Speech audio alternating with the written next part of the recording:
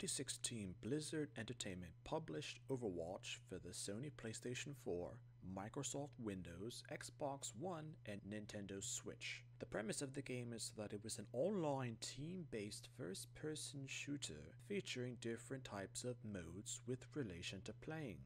Players on teams could choose a character to benefit the team that they played on, depending on the circumstances of the match, to counteract character choices by the opposing team, or for features of the characters that the players are able to choose with. From the cast of characters presented, there was always an imbalance of selection. The characters of class towards the end of the lifespan of the game were damage per second based characters, tank-based characters, and healing or supporting-based characters. A major source of complaints from the player base who kept Overwatch active throughout its lifespan on the consoles, as well as computer-based, at the time mostly asked Blizzard to come up with more characters of the tank and supporting classes. But Blizzard often created more damage-based characters. Overwatch was arguably one of the most casually based first-person shooting games of its generation,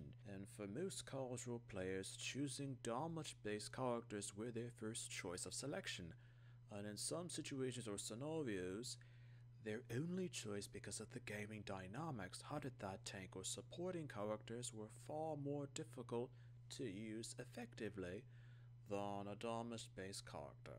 One of the last characters to be released for the game was that of Echo, whom was a damage-based character for players to select.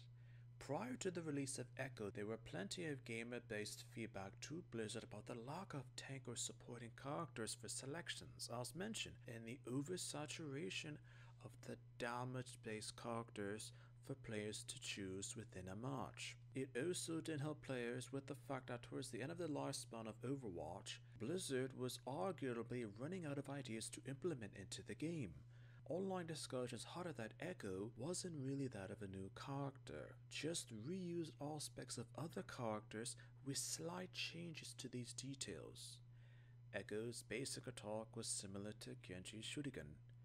Echo's sticky bombs were similar to Soldier 76's Helix missiles. Echo's focused laser was similar to that of Moira's Coalescence.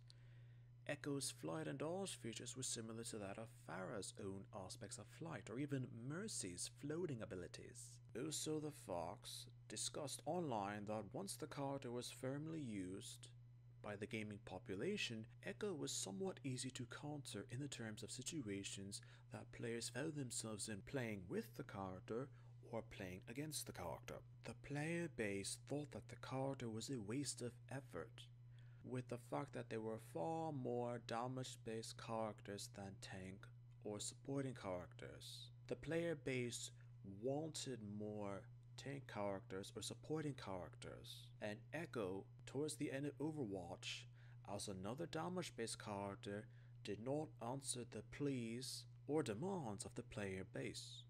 Echo didn't help to address these problems that Overwatch had at the end of its lifespan, but just reinforced the damage preference for players to choose. And a good amount of the gaming Blizzard players agreed on the fact that tanks and support were needed, but were not implemented, and Echo was the final realization that it was not going to happen at that time. A character can be overrated yet hated because they didn't help to correct a problem. They were created to continue the problem.